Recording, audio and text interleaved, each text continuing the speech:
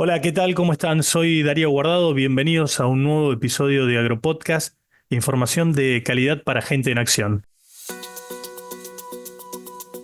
En el capítulo de hoy vamos a analizar junto al especialista del mercado agrícola Pablo Adriani la tormenta perfecta que están viviendo los productores agropecuarios en nuestro país a causa de una combinación de factores. Por ejemplo, los bajos precios internacionales, la alta presión fiscal especialmente por las retenciones, los elevados costos y el atraso cambiario que configuran un escenario de rentabilidad negativa en la mayoría de los casos de cara a la próxima cosecha de maíz y soja.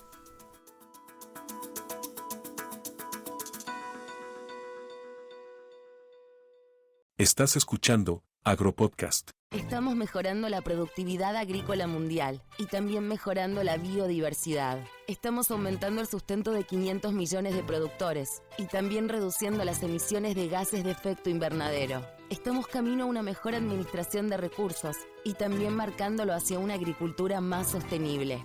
En Corteva, estamos produciendo un mejor futuro para nuestros productores, para nuestros consumidores y para nuestro planeta. Estamos presentes siempre. Corteva, sigamos creciendo.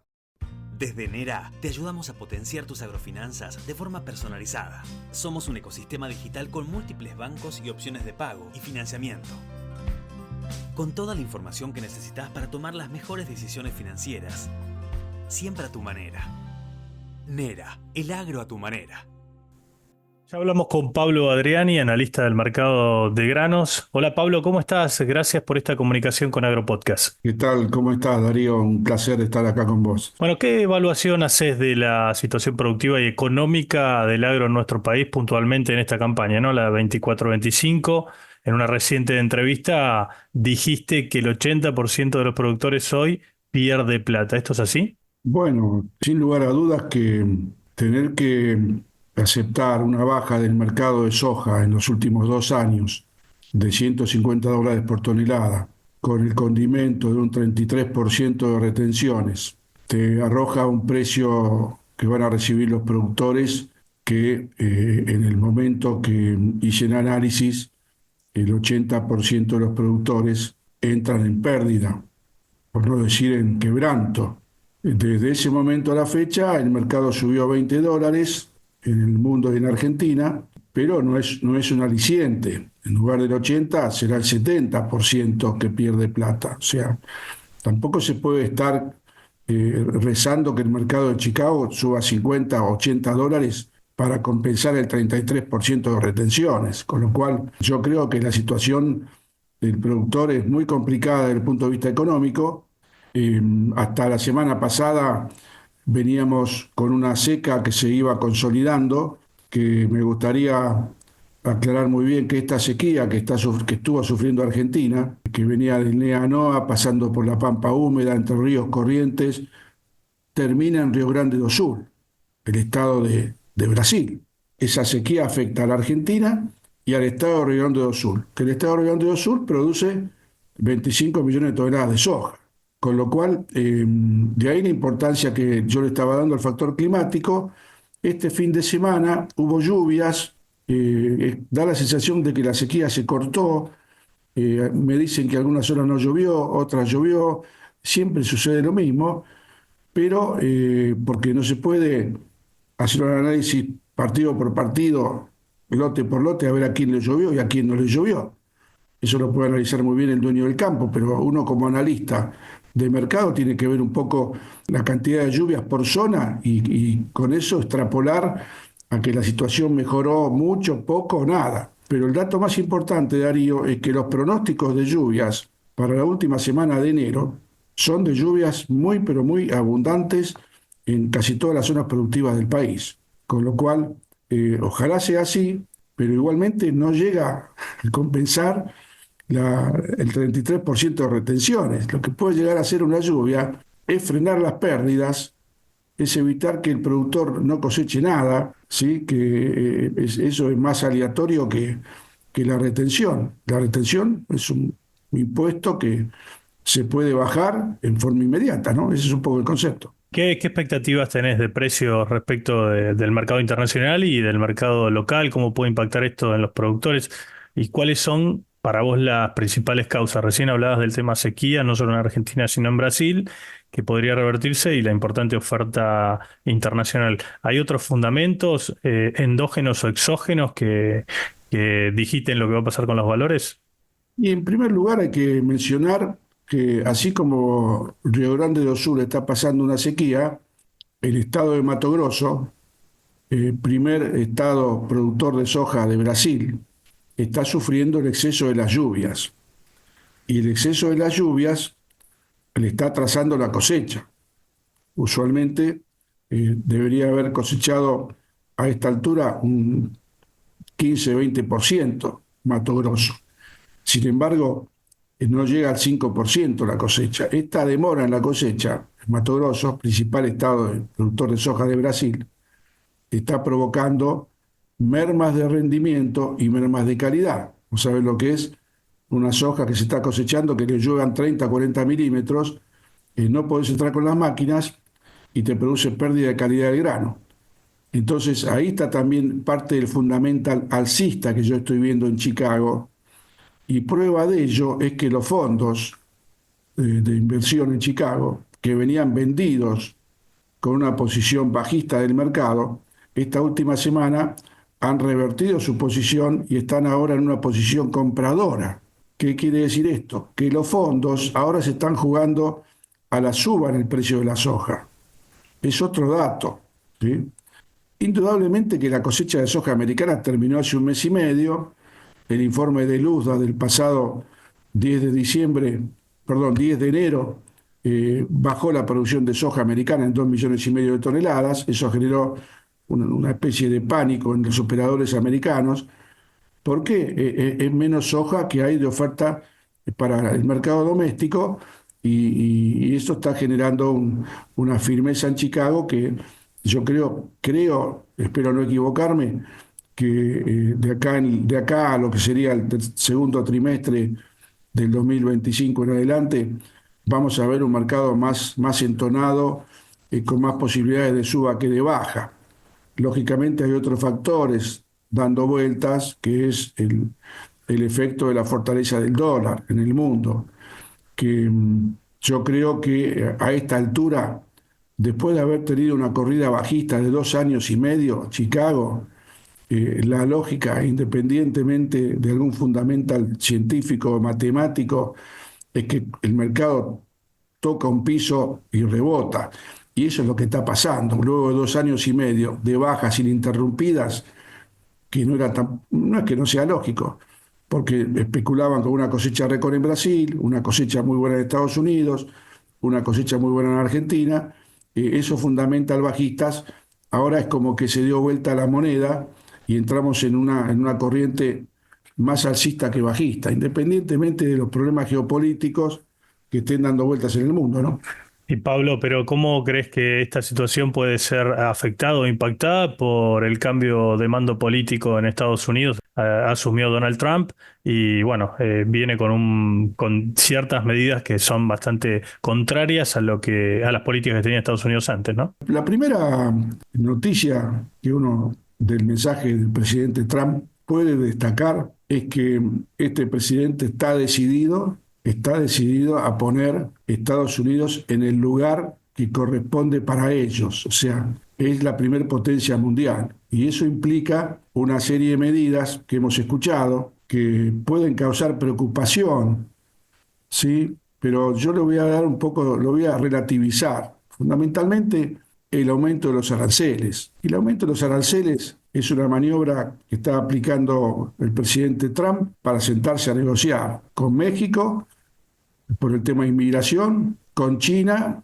por el tema del ingreso de fentanilo, una droga que produce mucho daño a la juventud estadounidense, y otros temas, y fundamentalmente frenar el ingreso de productos importados manufacturados y darle trabajo a las industrias americanas. Vos fíjate que en ningún momento se habla acá del tema commodities agrícolas. O sea, por eso yo quiero ser un poquito más, digamos, objetivo, y decir que el tema commodities agrícolas se va a mover por los fundamentals del mercado, porque todas las medidas que va a implementar el gobierno americano no implican que va a trabar el comercio internacional de trigo, de maíz, de soja, no van en ese sentido, van en el sentido de defender la industria americana y frenar el ingreso de productos con valor agregado fundamentalmente de China. Entonces, que quiero separar la paja del trigo. O sea, acá en los mercados van a subir o van a bajar por fundamentals, no por los aranceles a los productos importados de China en Estados Unidos. Y los fundamentals son climáticos, son un poco geopolíticos, porque ahí sí toca el tema geopolítico. ¿Por qué? Y porque el ejemplo más claro es Rusia y Ucrania, el Mar Negro. Trump quiere firmar una especie de acuerdo de paz entre Rusia y Ucrania. Creo que es un presidente que quiere terminar con las guerras, y en este caso específico de tratar de generar, llegar a la paz entre Rusia y Ucrania, es muy importante desde el punto de vista de los commodities. ¿Por qué? Porque el Mar Negro, Rusia y Ucrania a la cabeza, son los primeros exportadores mundiales de trigo, con 62 millones de toneladas. Ahora, es mucho 62 millones de toneladas, y Europa exporta 29 millones, 30. Estados Unidos exporta 27, Canadá 21, Australia 19, Argentina 12 millones. Entonces, fíjate la importancia del Mar Negro en el comercio mundial de trigo. O sea que una medida de un acuerdo de paz que destrabe el comercio en el Mar Negro, que está bastante sucio por el tema, el ataque al puerto de Odesa últimamente, los principales puertos del Mar Negro, Rusia los quiere controlar, Ucrania no puede exportar el volumen que tiene que exportar. Y si lo llevo al tema del maíz, lo mismo. Ucrania es el cuarto exportador mundial de maíz después de Estados Unidos, Brasil y Argentina, con 22, 23 millones de toneladas. Rusia no es exportador de trigo, exporta 2 millones solamente. Entonces, ahí viene otra vez el impacto de la geopolítica. Cualquier convenio de paz entre Ucrania y Rusia, promovido por Estados Unidos, te va a destrabar en las exportaciones de maíz de Ucrania. Con lo cual, ahí tenés en dos factores bajistas. O sea, yo soy alcista para maíz, realmente, en Argentina y en el mundo, pero esta medida puede llegar a tener algún impacto bajista. Veremos cómo lo interpreta el mercado. Esto para dar un poquito unas pinceladas de lo que es el objetivo de Trump de llegar a acuerdos de paz y qué impacto pueden tener en el mercado de los commodities, fundamentalmente trigo, maíz en el Mar Negro, girasol en el Mar Negro, el gas de Rusia, que no puede llegar a Europa, porque están impidiendo que llegue a Europa, va a encarecer la energía en Europa, o sea, va a aumentar el precio del petróleo posiblemente por la mayor demanda europea. O sea, son todos temas que uno los trata en forma, digamos, no te digo simple, pero los vuelca en un comentario como este de tu podcast, como pinceladas, porque la situación es Claro. mucho más compleja de lo que uno lo comenta en el podcast, ¿no? Claro, y estás convencido, como piensan muchos en el sector agropecuario, que hoy, volviendo al mercado doméstico, la única salida para el productor para que tenga rentabilidad es eliminar las retenciones. ¿Ves realmente posible esto en el corto plazo? ¿El gobierno crees que cumpla con la promesa de campaña del presidente Milei o no? Lo que pasa que Milei dijo, en algún momento del 2025 vamos a bajar las retenciones. Esa frase es lapidaria, porque en algún momento del 2025, para Milei puede ser en julio o agosto, y ya es tarde para los productores. Por eso hay que transmitir bien que la voluntad del presidente de bajar las retenciones y tener retenciones cero en el 2026, posiblemente lo haga, pero en este caso el timing de la medida puede ser tanto más perjudicial que no hacerlo. Entonces, ahí tenés una situación que habría que ver cómo el gobierno toma este reclamo que prácticamente falta que el Papa diga que hay que bajar las retenciones, porque todo el espectro comercial, empresario, productivo de la Argentina, exportadores, están, digamos, marcando que el gobierno tiene la bala de plata para poder mejorar la rentabilidad del sector, por lo menos para evitar que los productores entren en quebranto, porque las retenciones, Darío, como la retención se produce o impacta en el precio bruto, en el precio de arriba, en el FOB, ¿sí? De ahí hay que sacar el 33%. En cualquier condición de caída de rendimiento, efecto sequía, que te afecte los rendimientos, o caída fuerte de precios, como el que estamos viendo, se da la paradoja que mientras que el productor, vamos a suponer un productor que le rinde 3.000 kilos, pero el rinde de indiferencia es mucho más alto, quiere decir que con 3.000 kilos pierde.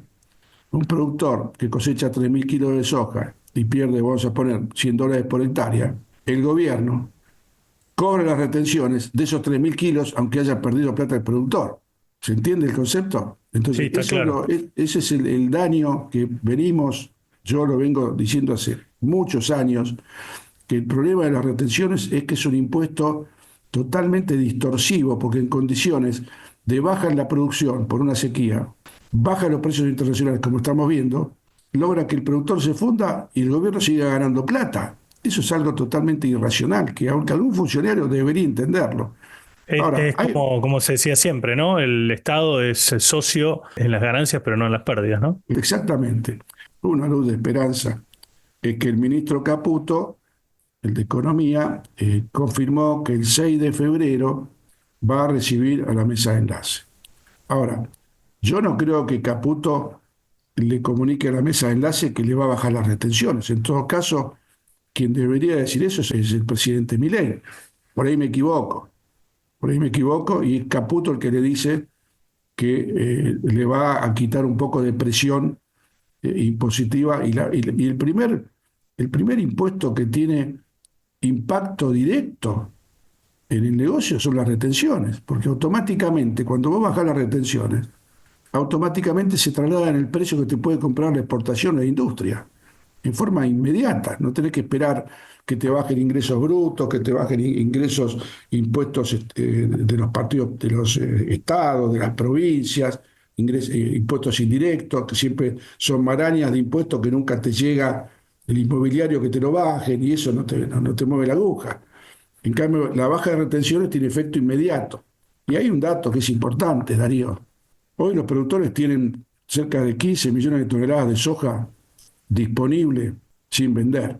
O sea que la baja de retenciones te va a beneficiar a la soja nueva que se cosecha en abril, mayo, junio y a la soja disponible. ¿Por qué? Porque la soja disponible hoy está cotizando, la semana pasada, 2,85 y la soja mayo, $280 por tonelada. $5 de diferencia para los productores ABC1 que tienen 15 millones de toneladas de soja.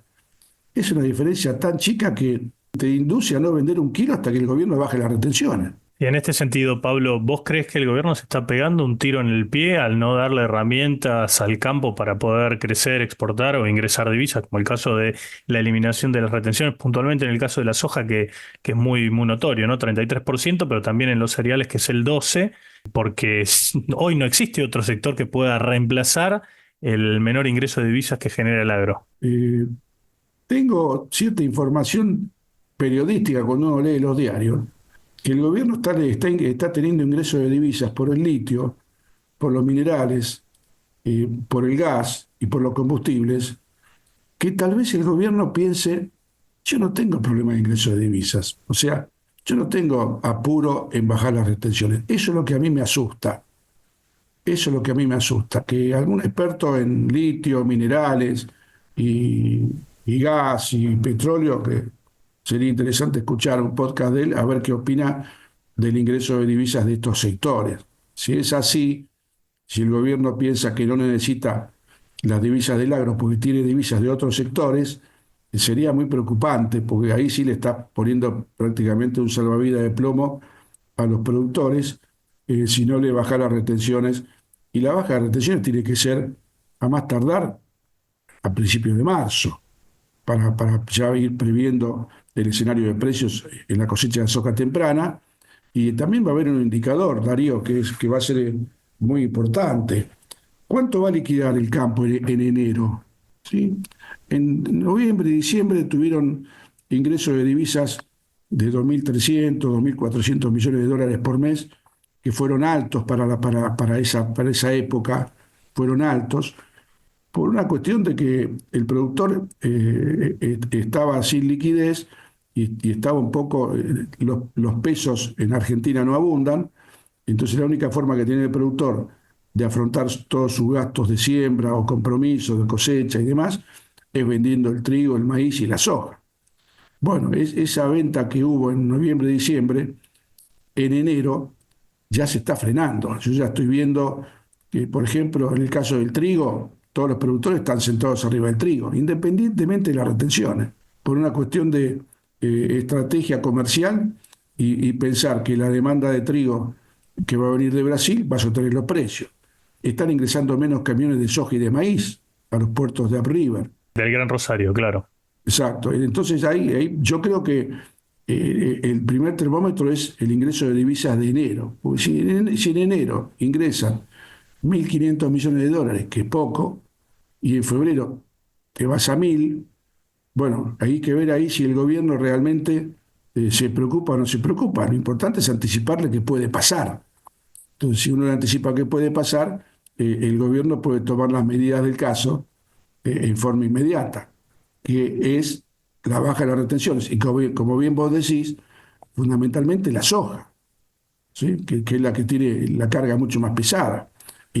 Porque vos escuchás productores que están viendo los precios de maíz y no escuché ningún productor que me diga pierdo plata con el maíz. No escuché ningún productor que me diga pierdo plata con el trigo o pierdo plata con el girasol, porque tienen precios de vidriera aceptables, razonables, y no tienen la mochila del 33% menos. ¿Qué ¿Sí? rol crees que juega el tipo de cambio? Bueno, muchos hablan de un tipo de cambio que está retrasado respecto de otras variables de la economía, principalmente la inflación y la actualización de precios en general de la economía, y que hoy al campo eso le está afectando, pero el gobierno no lo quiere tocar porque es un ancla para bajar la suba de los precios, ¿no? Bueno, ahí hay un tema que es interesante para analizar, que es lo siguiente. La inflación del 2024 dio 112, 113%. El ajuste del tipo de cambio oficial estuvo en el 45-50%. O sea, ahí tenés lo que el gobierno no quiere llamar atraso cambiario. Bueno, es un desfasaje de la evolución del tipo de cambio. Pero el tema más importante es que el precio de los insumos y servicios del campo se ajustaron al 112%, por no decir más. Entonces te aumentó el costo en pesos de tus bienes y servicios con una baja del dólar en forma relativa y una baja en la inflación proyectada y en el ritmo de devaluación, que te generó lo que se llama inflación en dólares. Te generó un aumento de tus costos de producción, cosecha, servicios, nafta, fletes, en dólares. Entonces, ese es otro factor que te genera menor ingreso para el productor. El desfasaje que hay entre los mayores costos que se dolarizaron y tu dólar que bajó y el precio de tu soja que bajó. Entonces ahí tenés otra trampa esto es de la transición de este modelo. Porque si vos vas a lo que el gobierno está proyectando, con niveles de inflación del 2,3%, el gobierno ya anunció que va a ir a una baja del ritmo de devaluación del tipo de cambio oficial, conocido como crawling peg, del 2%, que estaba ajustándose mensualmente, al 1%, 1,5%, de forma tal que la inflación proyectada iguale a la devaluación. Y ahí tenés un cero mata cero. O sea, ahí teóricamente no deberías tener ningún tipo de aumento de acá en adelante. Pero eso es teoría económica, no habría que ver en la realidad el mercado cómo juega. Pero sin lugar a dudas, Darío, que lo que yo quiero destacar es que Argentina está viviendo un cambio de época, y más en el tema de los commodities agrícolas. Venimos de 20 años de mercados intervenidos, cepo, brecha, cierre de exportaciones, y vamos a un mercado libre que los productores no saben cómo operar en mercados libres. Este es un dato importante, porque requiere, a partir de ahora, empezar de cero. Vos no podés ahora decir, no, no vendo la soja porque van a devaluar, porque no van a devaluar. No vendo la soja porque la brecha está en el 100%. No va a haber brecha. No vendo la soja porque no puedo tener dólares. Vas a acceder a los dólares.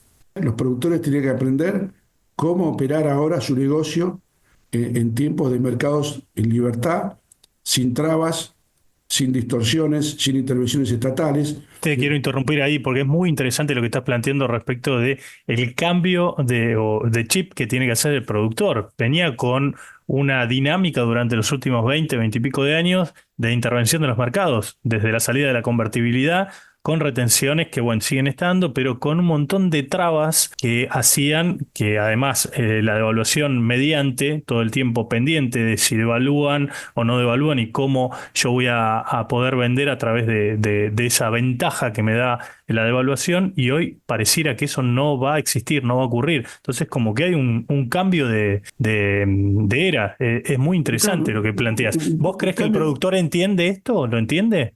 Mirá, yo creo que hay que transmitírselo y creo que la realidad mismo le va a mostrar que el trading en Argentina va a volver a los orígenes, como es el trading en el mundo hace 150 años, a partir de los fundamentals, ¿sí? Entonces, ya no va más retener porque van a devaluar, porque la brecha es alta y porque no hay dólares. Eso ya olvídatelo.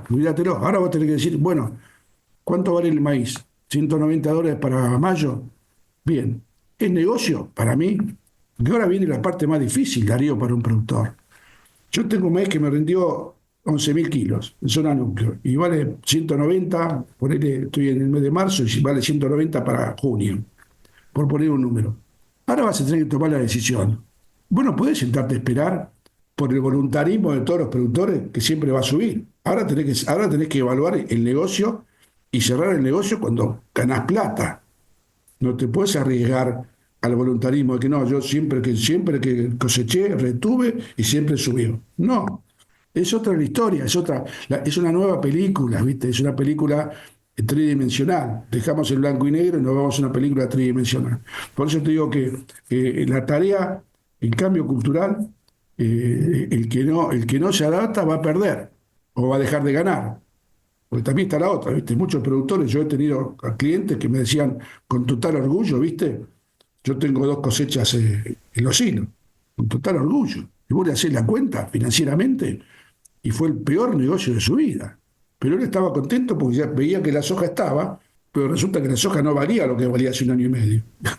Y si vos le agregás el costo financiero, el costo de la pérdida de calidad, almacenaje y demás, es el peor negocio, pero la devaluación, ¿sí? te actúa te cubre todos los males y las pérdidas y te da una sensación de que estás mejor. Es como que disimula la crisis que vivía en ese momento también, y la ineficiencia, claro. La ineficiencia, es así. Sí, muy interesante, la verdad que sí. Te agradecemos infinitamente. Nos ponemos en contacto, por supuesto, para hablar y charlar otro día aquí en Agropodcast. Muchas gracias, Darío. Un fuerte abrazo. De ahí pasaba entonces Pablo Adriani, analista del mercado agrícola. Llegamos al final de Agropodcast. Les agradecemos como siempre que nos hayan escuchado y los esperamos dentro de una semana para disfrutar de un nuevo episodio de Agropodcast. Chau, que la pasen muy bien. Escuchaste Agropodcast. Conducción, Darío Guardado. Producción, Big Tecnia, Contenidos Digitales.